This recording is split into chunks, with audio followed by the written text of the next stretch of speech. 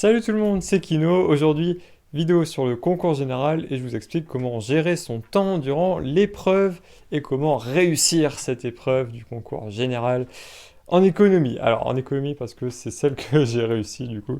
Euh, alors, gérer son temps, c'est quelque chose qui est, comment dire, extrêmement important. Vous avez 6 heures. 6 heures, 6 heures, ça fait peur, mais sachez que 6 heures, ça passe vite. Vous avez 6 heures. 6 heures, c'est pas 6 heures pour faire quelque chose de bien. C'est 6 heures vraiment pour faire quelque chose d'excellent, du niveau du concours général. Je dis pas ça, je dis pas ça pour faire peur, vraiment. Je vous dis que vous avez 6 heures et qu'il faut les utiliser à fond pour faire la meilleure dissertation que vous pouvez. Vraiment, les rapports du jury sont assez clairs là-dessus. C'est que le temps de l'épreuve est large. Ça veut dire par là que vous devriez être capable de réussir cette épreuve en moins de temps, mais que le temps supplémentaire que vous avez, donc c'est-à-dire que vous avez 6 heures du coup au total, ce temps supplémentaire doit être utilisé pour aboutir à une copie d'une qualité vraiment supérieure à ce que vous pourriez faire normalement. Voilà. Donc c'est pas c'est 6 heures à maîtriser. Voilà, il faut bien maîtriser son temps.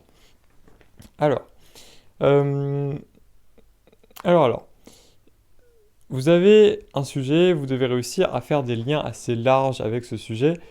Et ce que je vous conseille moi de faire, c'est de passer beaucoup de temps au brouillon.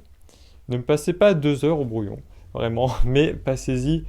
Alors moi, je crois que j'avais mis à peu près 50 minutes, un petit peu plus peut-être.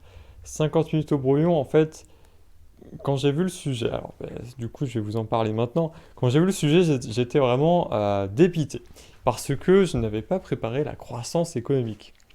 Et du coup, j'ai eu ce sujet, je vais le redire, la croissance économique est-elle limitée? Et du coup, j'ai noté tout ce que j'aurais pu lier, tout ce que j'aurais pu rajouter dessus, enfin tout ce qui pouvait me servir en fait à répondre à ce sujet.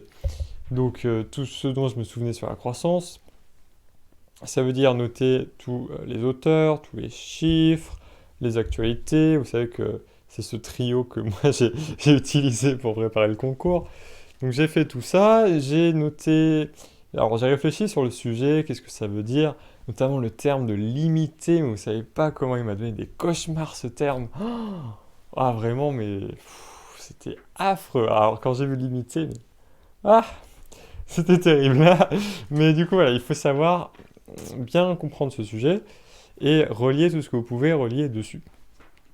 Alors, une fois que vous avez fait votre brouillon, vous avez fait votre plan, bien sûr, pour faire votre plan, il vous faut une problématique qui répond au sujet, rien qu'au sujet, à tout le sujet, et voilà, qui répondent bien au sujet. Je sais plus c'est quoi les trois trucs, mais voilà, vous m'avez compris. Donc vous avez votre plan, et vous devez connaître le temps que vous mettez. En fait, j'espère que vous avez fait des dissertations d'économie avant de faire la dissertation du concours général, parce que sinon vous aurez beaucoup de difficultés. Vous devez connaître le temps que vous mettez. Alors moi, je sais que je suis assez long pour le développement et que je suis très court pour l'intro et la conclusion. Je sais que mon temps marche comme ça, voilà. Et donc, au bout de 1 heure, allez, 1h10 il me semble, allez, je crois même 1h15, j'avais fini mon brouillon et mon intro. Qu'est-ce que j'ai fait du coup? J'ai compté le nombre de paragraphes que j'avais à faire. Et je crois que j'avais à faire 19 ou 20 paragraphes. Et j'ai regardé le temps qui me restait, un petit peu moins de 5 heures. Et j'ai avancé comme ça. J'ai fait cette division, je me suis dit, voilà, si je veux faire tant de paragraphes en tant d'heures, il faut que je mette entre un quart d'heure et 20 minutes par paragraphe. Selon l'importance du paragraphe, selon sa taille, son poids dans le développement. Voilà, donc il y a aussi ces facteurs-là à prendre en compte. C'est-à-dire que vous avez des paragraphes qui sont essentiels et des paragraphes qui sont plus annexes. Voilà. Donc ça, il faut savoir hiérarchiser votre argumentation aussi. C'est-à-dire que si vous n'avez pas le temps, il faut savoir ce que vous mettez de côté. Donc, tout au long de l'épreuve, comme normalement, ça va être la première fois que vous faites une épreuve de 6 heures. C'est très long, mais ça passe très vite. C'est ça l'ennui avec cette épreuve, c'est que c'est long et que ça passe vite. Et donc, ce que je vous conseille de faire, c'est que régulièrement, peut-être à chaque fin de sous-partie, vous regardez où vous en êtes, combien de temps il vous reste et ce qu'il vous reste à écrire. Et vous ajustez par rapport à ça. Vous dites, est-ce que là, il faudrait que j'accélère? Est-ce que là, je peux prendre un petit peu plus de temps pour développer un petit peu plus là-dessus? Est-ce que j'aurais pas des difficultés sur cette deuxième sous-partie de mon grand 3? Est-ce que je devrais pas prendre un peu plus de temps là-dessus? Enfin, voilà, c'est de l'ajustement en temps réel. Et ça, c'est pas évident à faire. Moi, qu'est-ce que j'ai fait? Il arrivait un moment durant l'épreuve où je me suis dit, est-ce que je vais faire mon grand 3? J'ai vraiment hésité. Je me suis dit, est-ce que je vais avoir le temps? Attends, il me restait combien de temps? Ah, il devait me rester 2 heures, non, ouais, un peu moins de 2 heures, ouais, moins de 2 heures même. 1 heure et demie peut-être, je sais pas. J'ai hésité à faire mon grand 3. Je me suis dit, il faut y aller. Il faut y aller, du coup j'ai écrit mon grand 3. Et je suis arrivé à la fin de mon grand 3, il me restait un quart d'heure pour faire ma conclusion.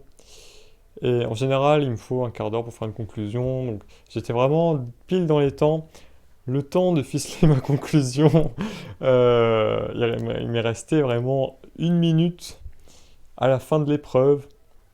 Enfin, vraiment rien du tout. J'étais en stress absolu, évidemment. Et du coup, j'ai même pas eu le temps de me relire. Alors, je sais pas si vous... Alors, après, voilà, ça c'est un truc assez important, c'est quelle est votre méthode à vous.